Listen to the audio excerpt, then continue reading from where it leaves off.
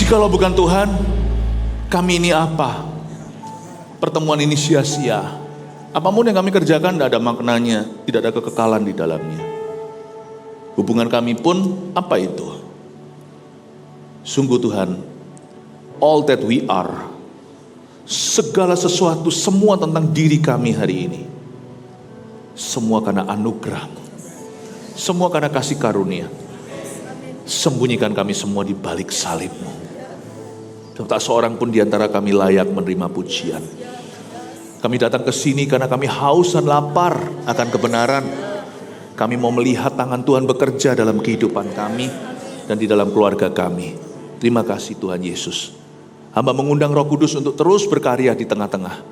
Terima kasih Tuhan, dan Kau berkati GMS yang sudah berdiri berapa minggu di sini. Kami percaya ya Tuhan Yesus, jikalau nama Yesus ditinggikan, salibnya ditegakkan, Engkau akan menarik semua orang, setiap jiwa-jiwa datang kepada Tuhan.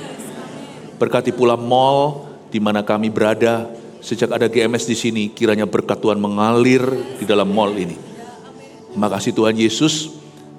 Biarkan jemaat-Mu hari ini dibangun di atas dasar iman yang kudus. Dalam nama Yesus. Haleluya. Amin. Berikan tepuk tangan untuk Tuhan terlebih dahulu. Mari kita buka sama-sama 1 Samuel pasal 29 ayat 1 sampai 11. Saya berikan judul Jalan Tuhan bukanlah jalanku. Sambil kita buka, saya ingat lagu Tuhan ku percaya rencana-Mu indah, walau saat ini tak ku mengerti, belum aku memahaminya. Engkau telah berfirman, memberi masa depan, damai sejahtera, penuh harapan.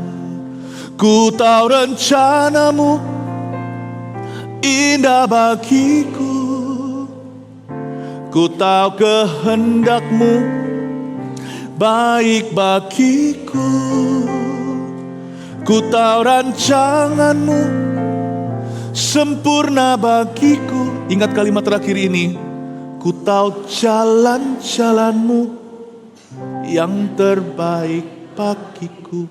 Namun demikian bagi Daud, jalan Tuhan terkesan misterius. Dia ditolak kanan kiri, dibully, sini gak mau dia, situ gak mau dia. Kita akan baca ceritanya. Ternyata jalan Tuhan bukan jalan kita loh.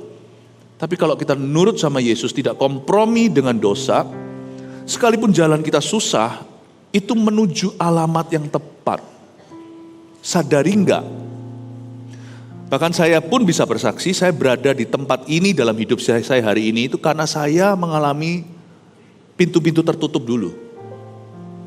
Yesus bisa sampai Kalvari itu lewati palungan ketika ditolak oleh penginapan-penginapan. Agar supaya Yesus dimiliki Bapa, maka Bapa yang menyertai, manusia tidak boleh memiliki. Jadi jangan kita komplain kalau sekarang kita belum dapatkan yang kita inginkan, bahkan belum memperoleh jawaban doa kita. Dibutuhkan beberapa penolakan, dibutuhkan beberapa lembah kekelaman untuk kita bisa sampai ke tempat yang diinginkan dan dikehendaki Tuhan.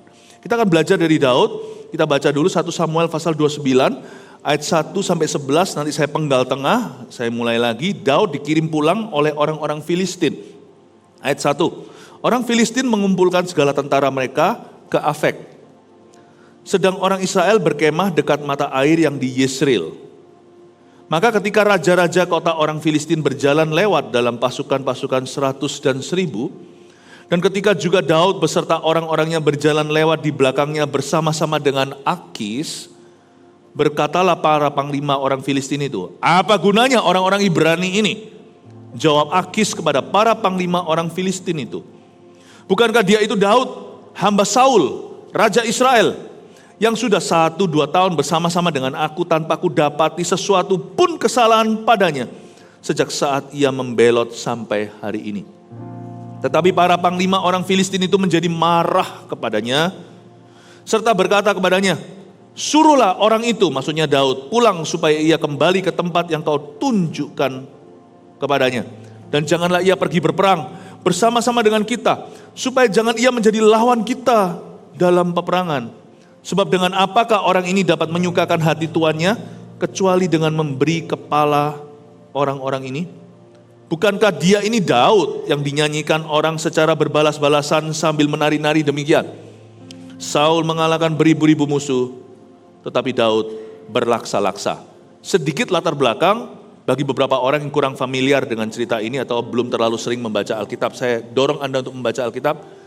Semua cerita dari Kejadian sampai Wahyu kalau kita baca dalam terang Kristus, kita pikirkan ini apa ya aplikasinya dalam Tuhan, Anda akan dapatkan banyak kunci kehidupan.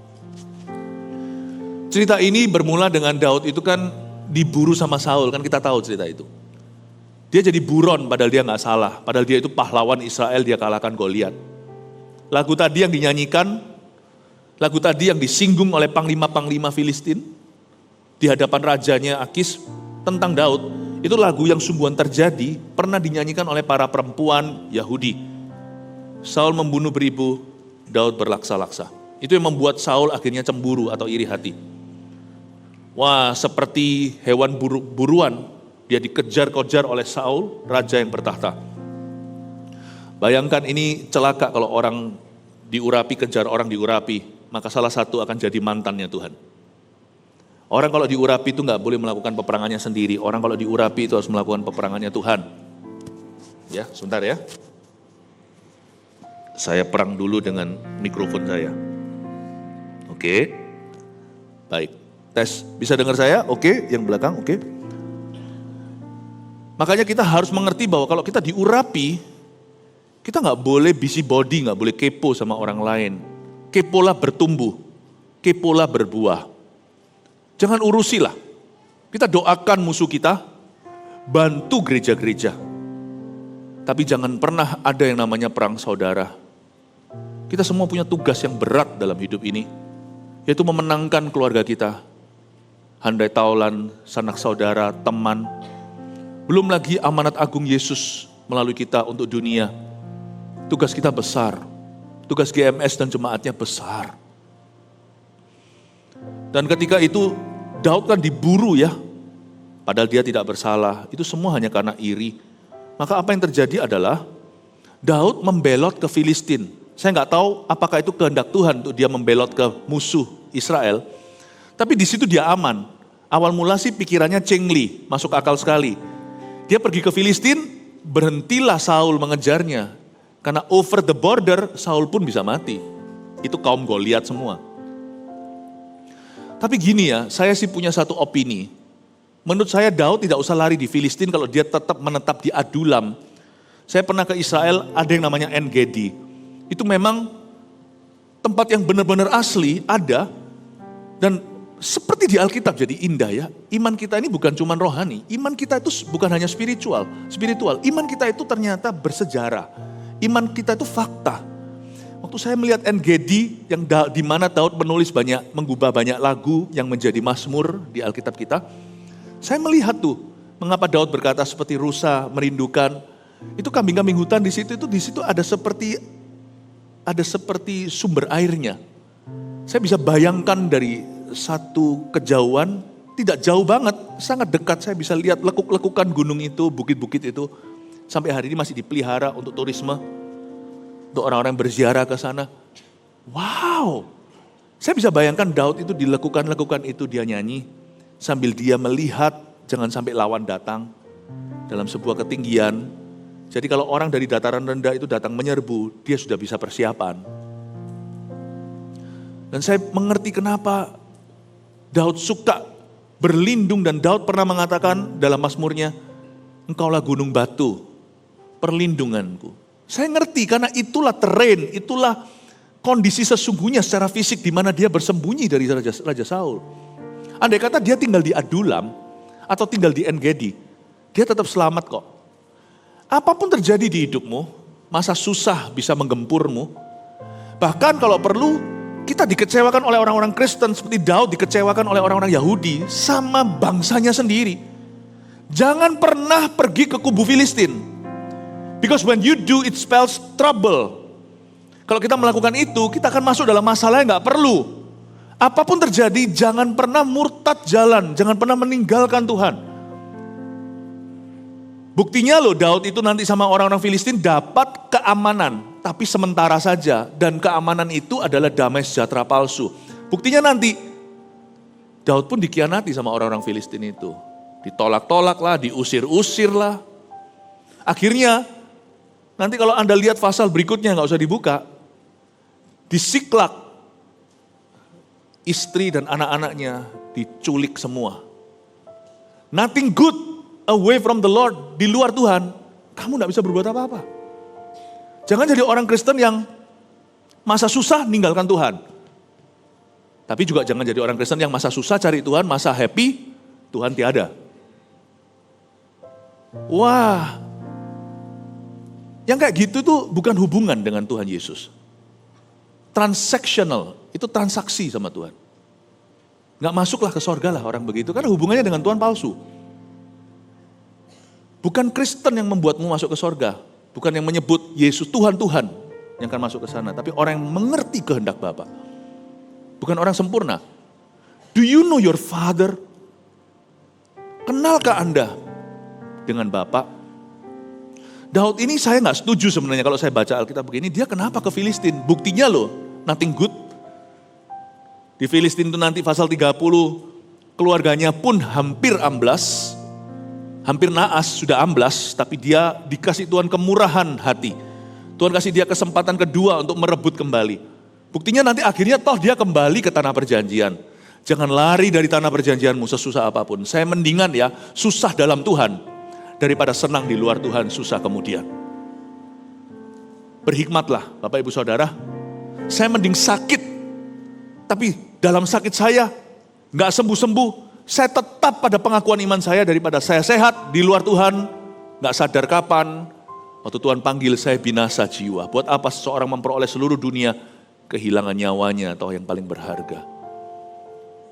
Saya ikut Tuhan bukan karena kesembuhan, saya ikut Tuhan bukan karena kekayaan, saya ikut Tuhan bukan karena semua berkat-berkatnya. Saya ikut Tuhan karena mau ikut siapa lagi kalau bukan Tuhan Yesus.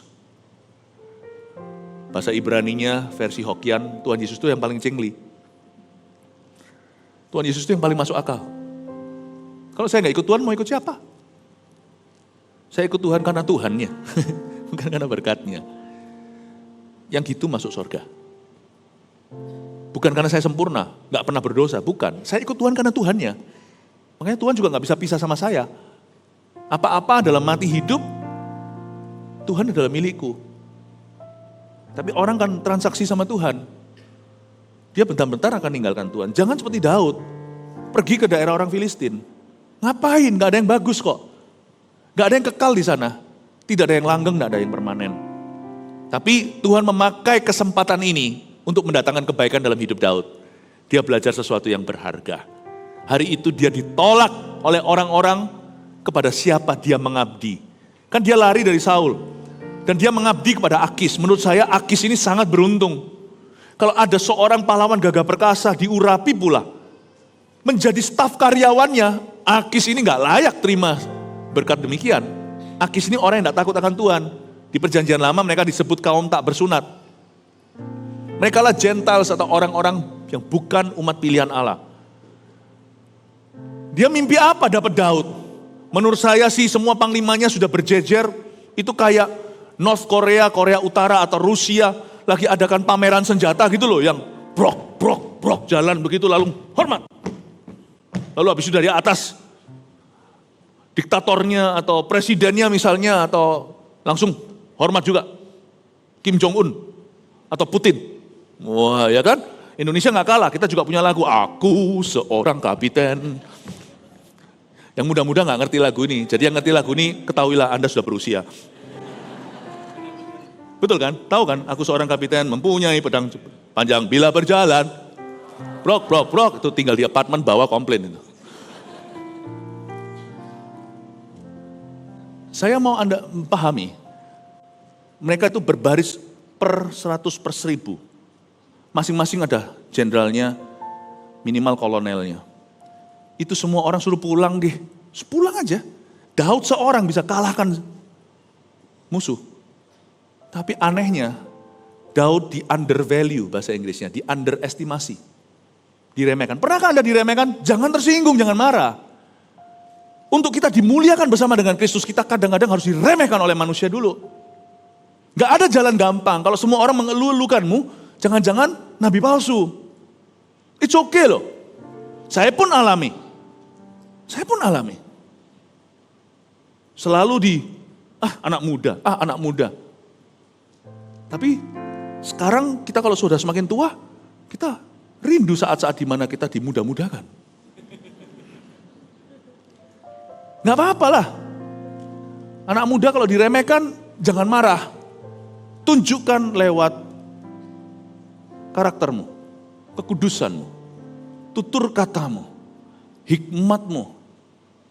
Kalau orang tua, kalau orang tua ditua-tuakan, gak apa-apa. Tunjukkan juga lewat bijaksanamu. Putih rambut ubananmu itu membuat Yesus menggendongmu.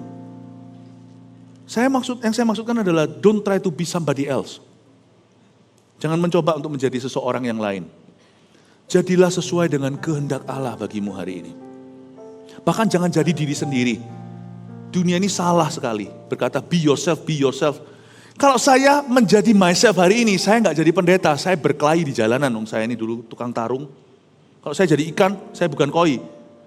Kalau saya jadi ikan, saya jadi cupang. Saya nggak siap tinggal satu toples sama ikan yang lain. Saya tuh suka orangnya berantem. Dunia berkata be yourself, nonsense. Saya tidak mau jadi be myself. Saya mau menjadi be like Christ. Saya mau menekankan pada Anda, Bapak Ibu Saudara, kalau gak apa-apa loh ditolak sama manusia itu. Diremehkan, disalah ngerti. Ya, di underestimasi, disepelekan. Monggo silahkan. Jangan tantang, ayo sepelekan aku, itu orang kepahitan. Diam aja, lakukan tugasmu, pekerjaanmu. Siapa yang setia dalam perkara sederhana, Tuhan pasti angkat dia dan beri dia perkara-perkara besar. Fokus ke buah, katakan kanan kirinya, fokus ke buah. Jangan ke duri. Katakan lagi, fokus bertumbuh. Bukan apa kata orang. Bahkan jangan pedulikan apa pikiran orang tentang dirimu. Tiap hari saya hanya mempedulikan apa pikiran Tuhan atas hidup saya. Buat apa semua orang memuji kalau Tuhan berkata, you know good. Kalau Tuhan berkata begini sama saya, enyahlah, aku tidak mengenal kamu. Hai pembuat kejahatan, padahal kita ngaku-ngaku sebagai hamba Tuhan. Saya mending dihujat seluruh dunia, tapi Tuhan berkata, aku memberimu, pujianmu datang dari tempat maha tinggi. Dan Tuhan berkata, good job my servant, baik sekali perbuatanmu. Biarin dunia berkata saya mentah. Mau tahu apa? Tapi kalau Tuhan berkata well done, daripada semua orang memujimu, Tuhan berkata kamu masih medium rare. Saya lagi lapar kali ini ya, pengen steak ya. Di mata orang Anda 100%, di mata Tuhan Anda masih kelihatan belum matang, 30%, medium rare, setengah matang pun tidak, medium pun tidak, medium well pun bukan, apalagi well done. Udahlah, jangan pedulikan apa kata orang. Kalau Anda mau fokus, bertumbuhlah dengan benar, berbuah. GMS mau serius, bertumbuh dengan Anda. Saya percaya hari ini ketika Anda di gereja ini, saya tahu beberapa di antara Anda datang karena saya ada di sini. Udah ngomong aja terus terang. Tapi kalau memang saya ini hebat menumbuhkan Anda, Tuhan pasti pasang saya di Solo. Kalau saya memang adalah kunci pertumbuhan Solo, bukan. Tuhan menempatkan saya, nanti di Kebaktian 2 saya jelaskan, kita semua punya tempatnya. Elia itu di mana Tuhan tempatkan. Di situ berkat Tuhan. Elia itu enggak hebat. Dia itu taat. Enggak ada orang hebat, enggak ada. Orang taat. Dan di mana Tuhan tempatkan dia akan berbuah lebat. Saya enggak ditempatkan di Solo, Bapak Ibu. Kalau saya ke Solo, tidak akan mentaati perintah Tuhan. Dan Anda mesti tanya, kalau saya percaya Anda hari ini ada beberapa yang datang cuma datang untuk pergi. Tapi beberapa di antara Anda serius to stay di tempat ini. Dan jaga-jaga jikalau ada orang-orang dan tentunya banyak yang akan stay di GMS Solo. Saya memberi pesan sebagai rasulmu, saya bukan gembala sidang di sini. Saya gembala senior di sana, gembala sidangmu secara menyeluruh. Tapi porsi saya hari ini datang ke sini secara rasuli seperti Paulus mengunjungi Korintus. Paulus mengunjungi Efesus. Dia pun tidak tinggal di Efesus dan Korintus, nantinya di Filipi apalagi, di Kolose juga. Di situ nanti ada Titus, ada Silas, ada Timotius yang jadi gembala sidangnya. Saya datang dalam kapasitas rasuli, tapi nanti di sini ada gembala sidangnya. Dan ada penggembalaannya. Jangan lihat manusia, fokuslah bertumbuh. Jangan fokus pada duri, ya duri jelas sekali. Juga jangan fokus pada mawarnya. Fokus pada buahnya. Jangan fokus pada keindahan, wow siapa datang, bukan. Fokuslah tertanam. Be planted in the mind of God. Tertanam dalam pikiran Allah, tertanam di dalam hatinya Tuhan. Be planted. Dan saya percaya dengan Anda tinggal di sini, digembalakan di GMS Solo, karena itu adalah penempatan Allah. Allah menempatkan GMS di Solo dan Allah menempatkan Anda di GMS. Orang Solo di GMS, siapa yang Tuhan tentukan waktu Anda tertanam di sini, fokuslah bertumbuh. Karena dari sini Allah akan menuntunmu ke jalan-jalannya. Saya percaya dengan Anda tertanam sekarang di sini, itu akan membawamu somewhere dalam rencananya. Itu akan membawamu pada suatu rencana yang belum pernah Allah wahyukan kepadamu sebelum Anda tertanam dengan benar. Waktu Anda tertanam, God will bring you, lead you somewhere in His plan. Amin Bapak Ibu Saudara. Saya berharap di sini tidak ada yang namanya turis rohani. Ada beberapa tamu, nggak apa-apa. We love you, we bless you. Tapi gereja ini berdiri bukan karena acara. Gereja ini berdiri, tertanam di sini, tidak untuk hit and run, datang dan pergi. Kami di sini untuk memuridkan Solo. Dan kalau ada orang-orang yang mau dimuridkan, bukan saya tapi Tuhan berkata, hidupmu aku akan tuntun ke jalan yang benar dulu, lalu ke rumput hijau dan air tenang. Dari sini, aku Tuhan akan menuntunmu ke suatu tempat yang kukehendaki di hidupmu. Gak pernah orang tertanam itu mati kutu. Dari sini Tuhan bawa ke suatu tempat yang lebih tinggi. Dari kemuliaan pada kemuliaan lebih berikutnya. Dari rencana Tuhan pada rencana Bapa berikutnya. Berikan tepuk tangan untuk Tuhan. Nah saya perlu juga menekankan dari cerita Daud ini bahwa kadang-kadang jalan Tuhan itu tidak selalu up atau tidak selalu kelihatannya bagus. Nah kita akan belajar dari Daud, yang pasti kita pelajari sesuatu dulu bahwa jangan mundur dari Tuhan. Jangan keluar dari jalannya. Ngapain si Daud pergi ke area Filistin demi menyelamatkan diri namanya. Wong di Adulam dan En-Gedi aja seharusnya tetap selamat kok. Tetap selamat. Masa Tuhan akan izinkan Daud dibunuh? Hei Bapak Ibu, apapun terjadi meskipun Anda panik sekali, kalau Yesus ada di perahumu, mana mungkin tenggelam meskipun Yesus terkesan tidur. Ingat cerita itu, murid-muridnya Yesus tertidur di dalamnya, dibangunkan itu dengan kasar. Murid-muridnya berkata, apakah kau tidak peduli kami tenggelam? Yesus harusnya tertawa dan berkata, masa mungkin tenggelam kalau ada anak Allah di dalam perahumu? Zaman itu Yesus dalam daging aja, dalam daging dan darah seperti manusia. Tidur aja gak mungkin tenggelam, apalagi sekarang dia sudah dibangkitkan. Dia tidak hadir dalam daging manusia di dalam hidup kita, tapi dalam rohnya. Kalau ada Roh Kudus dalam hidupmu, kalau Anda melibatkan Yesus dalam bisnismu, dalam rumah tangga dan keluargamu, masa mungkin sih Anda tenggelam? Yang disebut panic attack hari-hari ini lagi laris nih. Ini dagangan setan yang paling laris sejak pandemi. Mau tahu nggak obat apa yang paling laris manis? Obat penenang, obat tidur. Saya tahunya dari siapa? Saya tahu dari rekan-rekan dokter di jemaat kita. Obat tidur itu dicari dan banyak yang kecanduan. Mau tahu nggak?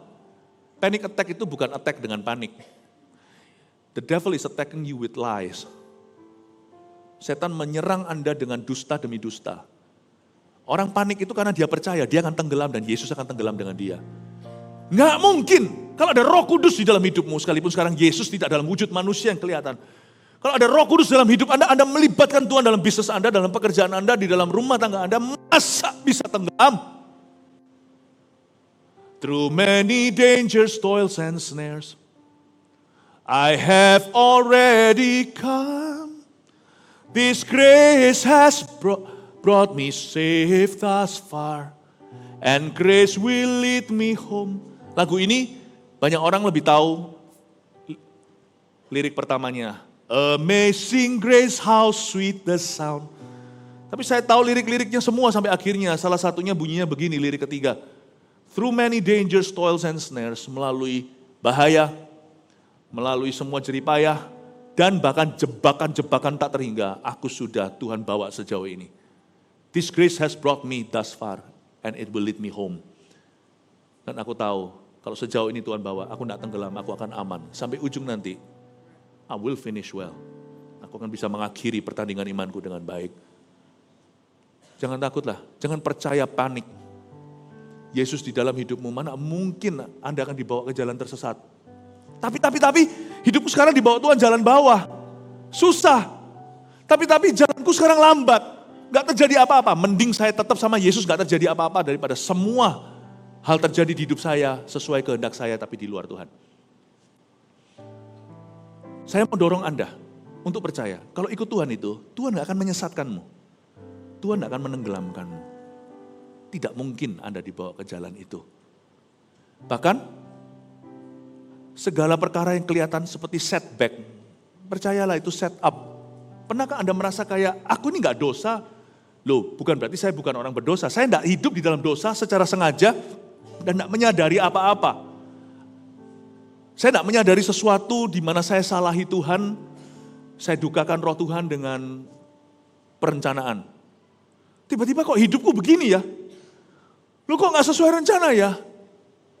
Bukan hanya doaku gak terjawab ya, tapi kok terjadi kemunduran. Setback itu kan kemunduran, back itu kan mundur. Tapi percayalah, setiap setback itu, kalau hidupmu tetap dalam Kristus, tidak kompromi dengan dosa, itu sebuah setup. Downtime itu prep time. Downtime itu preparation time. Waktu kita rasa down, jangan sampai tergeletak, tetap cari Tuhan. Karena itu adalah masa persiapan. Pernah ingat gak cerita di mana para rasul, murid-murid Yesus yang pertama, mereka semalam-malaman gak dapat ikan, lalu habis itu mereka hari itu merapi-rapikan jalannya. Coba Anda baca nanti di kitab Injil. Rapi-rapikan jalannya, itu nelayan, mereka kalau lagi tidak sedang memancing ikan, mereka akan memperbaiki jala-jalanya. Jala itu bisa bolong, kalau kaos kaki kita juga bisa bolong. Dan jala yang bolong, mau nangkap ikannya itu 153, di bolongnya jala itu, ikan akan keluar. Kelihatannya kita dapat banyak, pernahkah kita itu merasa begini? Bahkan juga di dalam pekerjaan kita, tapi keluarnya lebih banyak atau sama banyak. Pernahkah kita melihat teman juga banyak, tapi semua bermasalah nanti di belakang sama banyak. Kok bisa ya? Kadang-kadang Tuhan izinkan sebuah musim di mana kita itu ngalami down. Waktu down itu, dia memperbaiki jala. Sehingga pagi hari Yesus bersuara, anak-anak tebarkan di sebelah kanan. Tebarkan di sebelah kananmu. Mereka menangkap ikan 153. Kalau dia tidak down dulu, kalau dia tidak tangan hampa dulu semalaman, dia nggak memperbaiki jala. Waktu 153 ikan salmon besar, tuna-tuna, waktu musim tuayan datang, jalannya akan jebol belakang. Saya percaya setiap musim down di hidup kita itu mempersiapkan sesuatu. Saya bersyukur sebagai pemimpin gereja ini, kami punya visi, saya dan istri. Waktu lagi down, semua orang pandemi, semua orang itu dirumahkan, kami persiapan. Semua gembala di bawah kami, gembala regional-regional, gubernur-gubernurnya, gubernur Jawa Tengahnya dalam pekerjaan, dalam pelayanan GMS secara menyeluruh adalah Pastor Bernard dan Pastor Anita. Gubernur Jabodetabeknya, Jawa Barat, Pastor Fuji dan Pastor Lena. Gubernur Kalimantannya itu Pastor Yudi Kusmanto dan Pastor Debbie. Semuanya sekolah ngambil master. Lulusan Amerika, bukan berarti Amerika lebih bagus, tapi kita cari kurikulum yang terbaik untuk yang cocok dengan gereja kita. Semua orang lagi mikir gimana caranya atau bikin konten. Pendeta-pendeta, gembala-gembalamu semuanya studi. Karena zaman dulu mereka jadi pendeta itu tidak rencana. Sekolah engineering, sekolah ekonomi manajemen, sekolah apoteker, sekolah ini itu. Tiba-tiba kesambar geledeknya sorga. mengalami kebangunan rohani di kota-kota, mereka lepaskan jalannya dan jadi hamba-hamba Tuhan. S1 mereka nggak ada satupun yang teologi. Tapi waktu pandemi, saya dan istri saya sudah begini, yes! Semua orang melihat lubang donat, downtime-nya semua orang lihat down, saya melihat prep time. Ini waktunya untuk persiapan. Sekolah, satu-satu dapat master di teologi, satu-satu dapat master di organization leadership, satu-satu dapat master dalam theological study. Oh, kasih tepuk tangan untuk Tuhan.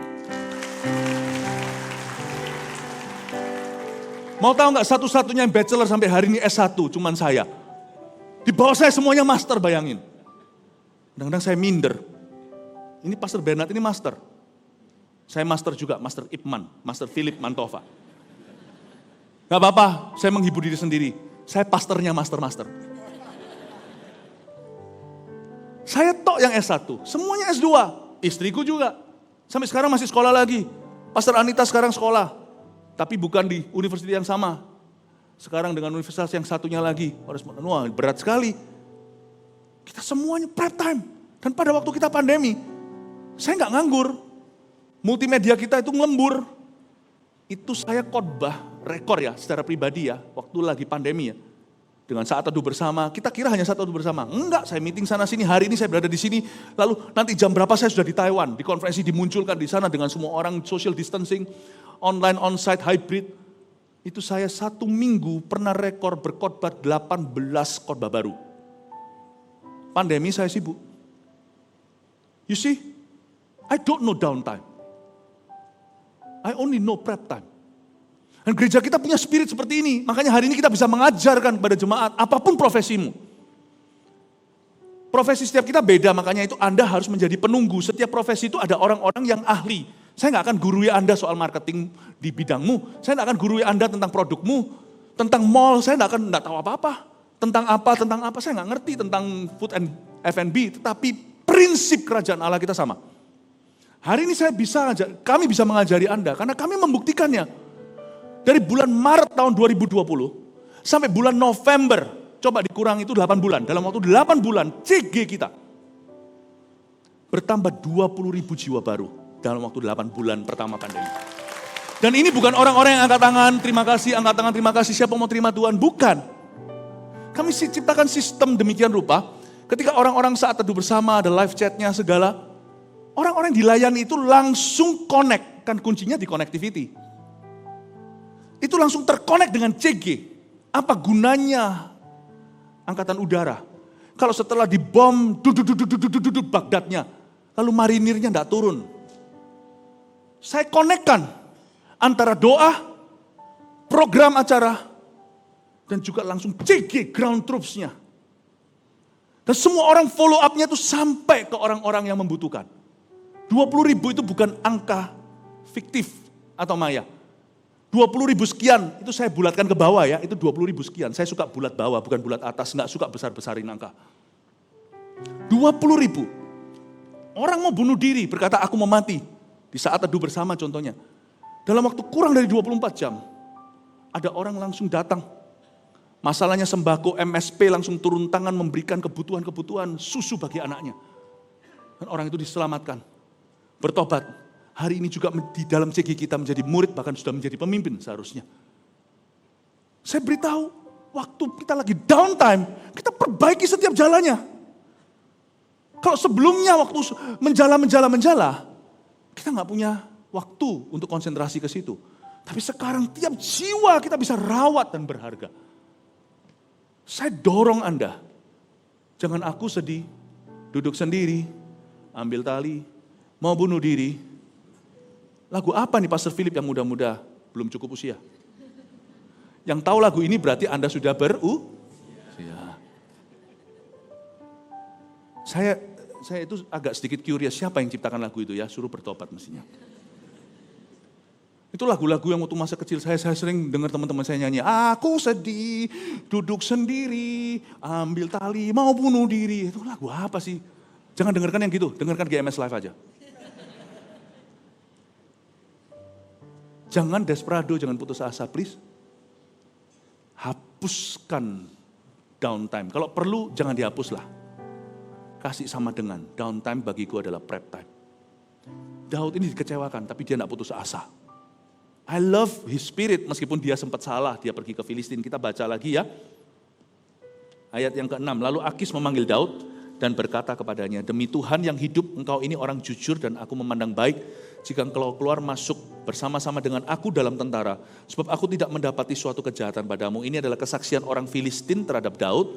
Rajanya bela Daud terhadap panglimanya sendiri. Panglimanya protes semuanya, lu jangan bawa orang ini ke perang. Nanti dia khianati kita. Waduh, sakit lu Daud itu. Sakit lu kalau dia salah ngerti kayak gitu.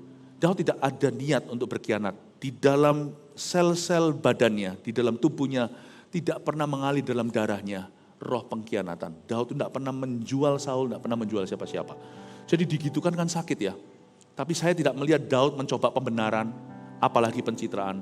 Daud tidak coba bela diri, jangan bela dirimu. Itu buang-buang waktu, pembelaan adalah hakku kata Tuhan. Fokus bertumbuh, katakan fokus bertumbuh. Jangan fokus bela diri. Aduh, gak perlulah. Setiap orang yang mengucapkan kata-kata yang miring tentang dirimu, gak usah dikejar. Kalau Anda berjalan dari satu tempat ke destinasi, ada orang lempar batu, Anda selalu kejar. Ada anak jalanan lemparkan kerikil, Anda kejar dia. Ada anjing menggonggong, Anda kejar. Gak sampai-sampai, please, gak usah bela diri. Dalam hidup ini fokus saja pada Tuhan, fokus pada tugasmu. Fokus bertumbuh, it will lead you somewhere good. Sebab aku tidak mendapati sesuatu kejahatan padamu sejak saat engkau datang padaku sampai hari ini. Tapi engkau ini tidak disukai oleh raja-raja kota. Sebab itu pulanglah, pergilah dengan selamat dan jangan lakukan apa yang jahat di mata raja-raja kota orang Filistin itu. Kalau saya jadi Daud, saya berkata, tapi. Daud enggak. Tapi Daud berkata begini kepada Akis, apa yang telah kuperbuat? Dia cuma satu kalimat. Dan kesalahan apa yang kau dapati pada hambamu ini sejak saat aku menjadi hamba kepadamu sampai hari ini. Sehingga aku tidak boleh ikut pergi berperang melawan musuh Tuanku Raja. Lalu Akis menjawab Daud, aku tahu engkau ini memang kusukai seperti utusan Allah. Hanya para panglima orang Filistin telah berkata, ia gak boleh pergi berperang bersama-sama dengan kita. Jadi bangunlah pagi-pagi beserta orang-orang tuanmu itu yang datang bersama-sama dengan kau. Bangunlah kamu pagi-pagi, segera sesudah hari cukup terang bagimu dan pergilah. Maksudnya ketika matahari terbit, udah langsung minggatlah. Daud diusir. Wah, ini kayak orang di PHK. Setelah dia kerja mati-matian. Daud ini kan mau menunjukkan terima kasih. Dia ini tipe staf yang loyal. Gak apa-apa dia gak dibayar. Dia gak mau makan makanan-makanan yang free.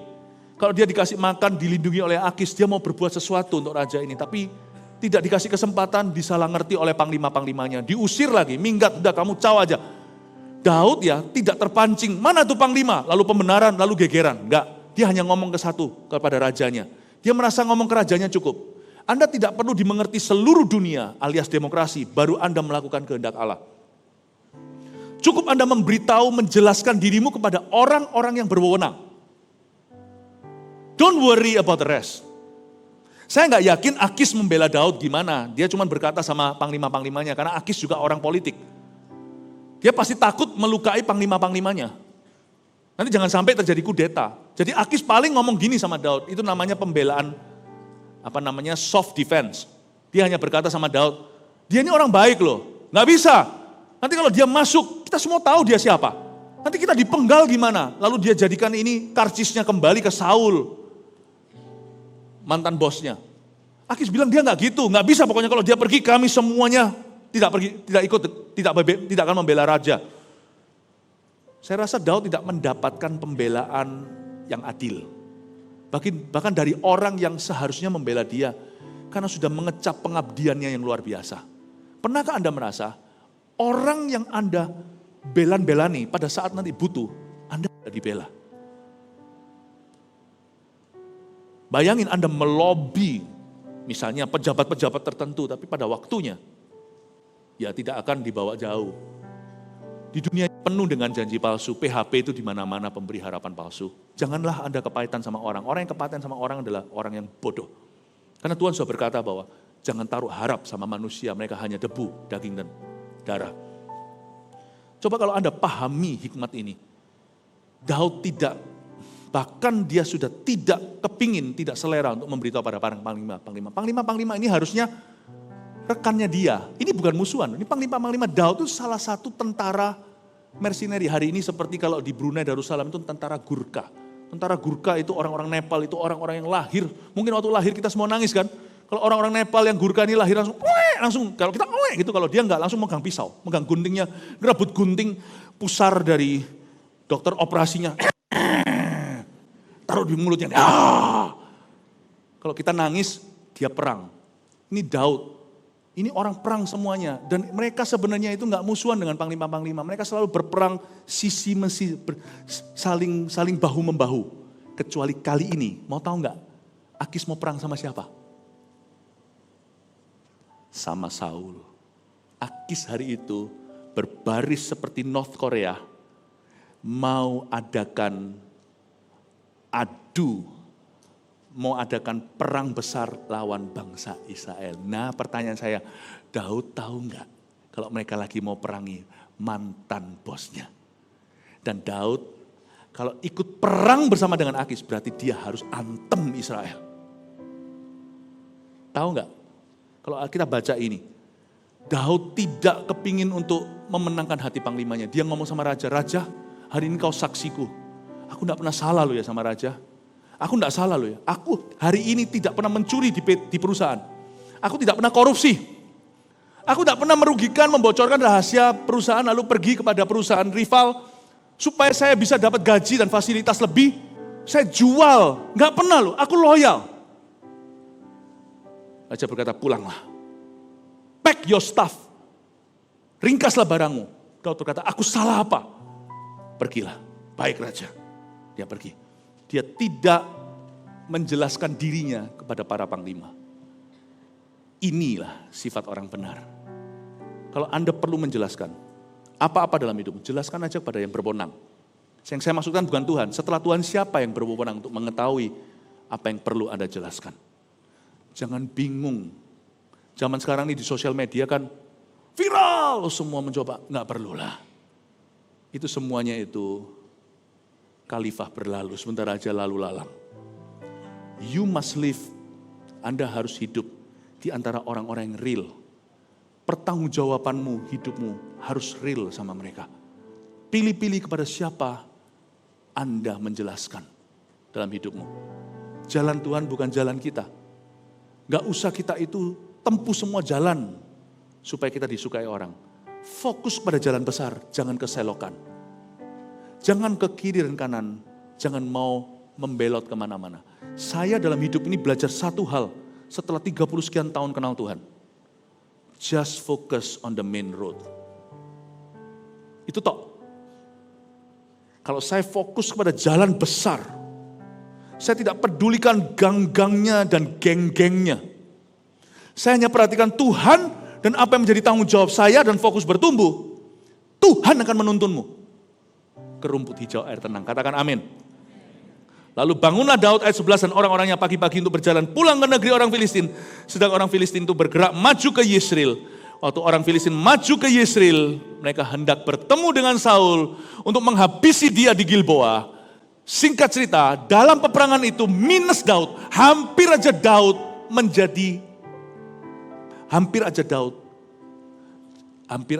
itu langsung showdown dengan Saul.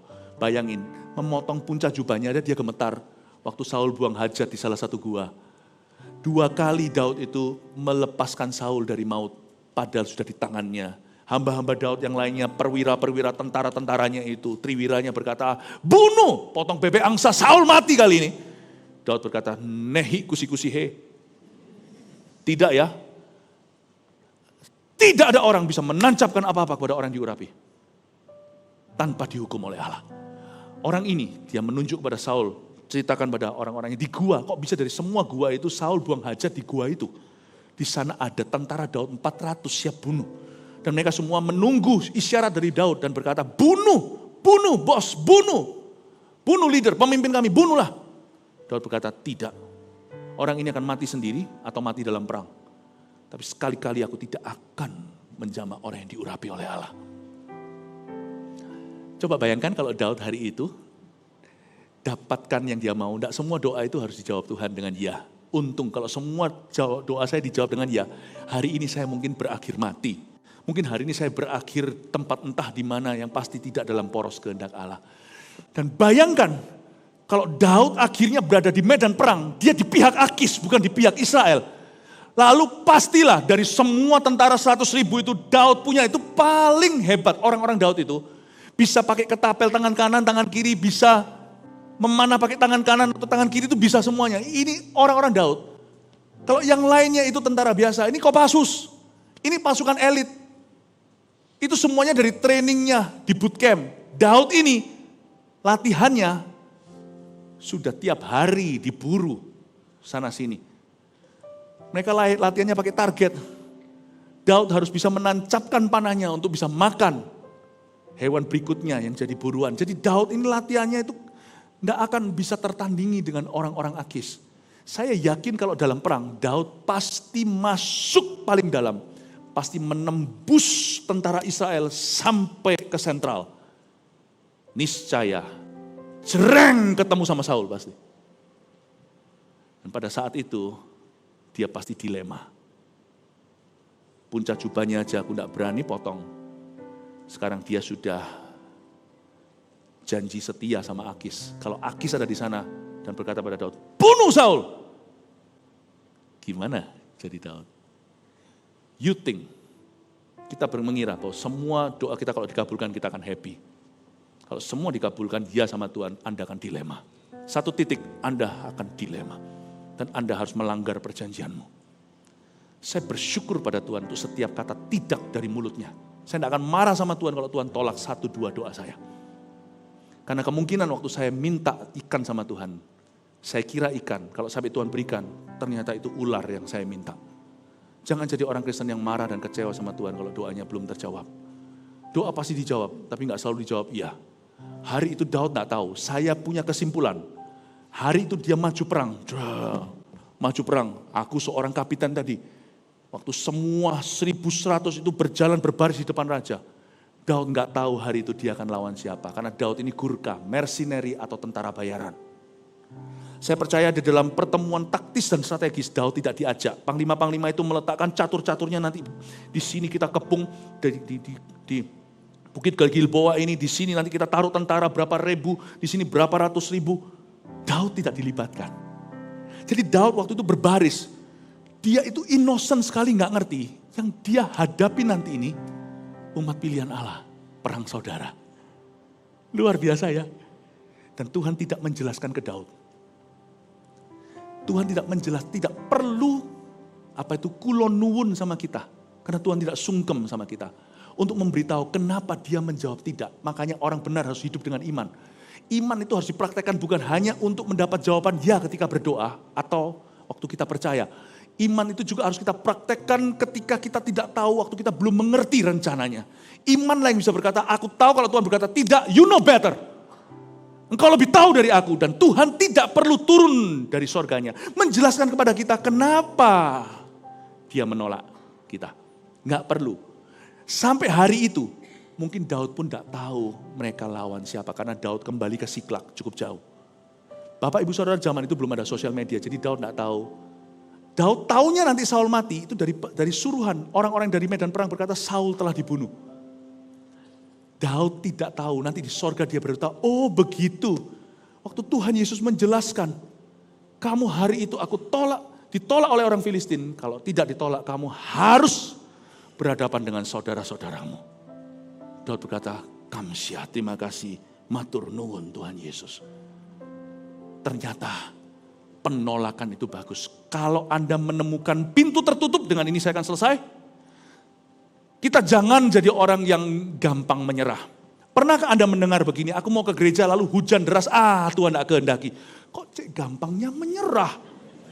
Ini orang kayak gini jangan pernah di-hire di perusahaan Anda. Atau juga jangan sampai Anda pilih jadi suamimu. Buktinya orang muda mau pelayanan ke gereja, gini sedikit, gitu sedikit, udah bilang Tuhan gak kehendaki, tapi kalau dia jatuh cinta, mau tsunami pun dia terjang. Sudah gak tanya lagi kehendak Tuhan, itu mauku. Saya gak gampang-gampang menyerah. Kalau saya tahu sesuatu itu tidak salah, firman Tuhan itu ada di dalam koridor firman, dan saya sudah berdoa tentang hal itu, meskipun saya nggak tahu apakah ini kehendak Tuhan sempurna, at least saya nggak ngerti apakah ini for now or not, apakah ini untuk hari ini atau tidak. Saya kalau mau sesuatu, saya akan kejar. Lihat Daud yang nggak gampang menyerah, waktu dia diusir sama Akis, dia kan menjelaskan, salah apa? Dia itu seperti petisi, izinkan aku tetap ikut berperang. Tapi untungnya Daud itu belajar at the end of the day, pada akhir hari itu, setiap hari dia selalu berakhir berserah penuh. Meskipun dia nggak tahu. Paham Bapak Ibu? Ya. Saya kalau menginginkan sesuatu, saya pasti akan kejar sampai dapat. Tapi kalau saya akhirnya nggak dapat, saya berkata, ya wis, saya bisa menerima. Pasti Tuhan tahu lebih baik dari saya. Ingat satu hal, kalau ada pintu tertutup, terjang. Kecuali kalau itu pintu dosa, jangan diterjang. Larilah. Kalau Anda tahu itu bukan dosa, itu apa yang baik. Tapi apa? Tapi kalau itu tertutup, jangan berkata mungkin Tuhan tidak kehendaki. Jangan gampang menyerah. Hadapi. Tekun. Usahakan. Tapi kalau setelah Anda berusaha penuh, tetap tidak terjadi sesuatu, begini cara berpikirnya. Behind every closed door, di samping satu pintu tertutup, catat ini. Saya itu punya GR iman begini sama Tuhan. Kalau pintu ini sudah aku terjang sampai aku bengkak kepala, sudah aku seruduk sampai kepalaku berdarah-darah, nggak bisa. Ya sudah, berarti ada 10 pintu lain di sisi kanan kirinya yang terbuka. Tuhan, ku percaya rencanamu indah, walau saat ini tak ku mengerti. Engkau telah berfirman, memberi masa depan, damai sejahtera, penuh harapan. Tuhan, ku percaya rencanamu indah, walau saat ini belum ku mengerti. Engkau telah berfirman, memberi masa depan, damai sejahtera, penuh harapan. Ini pengakuan iman kita sama-sama. Ku tahu rencanamu indah bagiku, ku tahu kehendakmu baik bagiku, ku tahu rancanganmu sempurna bagiku. Jalanmu bukan jalanku, aku percaya padamu. Ku tahu jalan-jalanmu yang terbaik bagiku. Ku tahu rencanamu, nyanyikan chorusnya. Ku tahu rencanamu indah bagiku, ku tahu kehendakmu baik bagiku, ku tahu rancanganmu sempurna bagiku, ku tahu jalan-jalanmu yang terbaik bagiku. Ku tahu rencanamu indah bagiku, ku tahu kehendakmu baik bagiku, ku tahu rancanganmu sempurna bagiku, ku tahu jalan-jalanmu yang terbaik bagiku. Ku tahu rencanamu, ku tahu rencanamu indah bagiku, ku tahu kehendakmu baik bagiku, ku tahu rancanganmu sempurna bagiku, ku tahu jalan-jalanmu yang terbaik bagiku. Ku tahu jalan-jalanmu, ku tahu jalan-jalanmu yang terbaik bagiku, ku tahu jalan-jalanmu yang terbaik bagiku.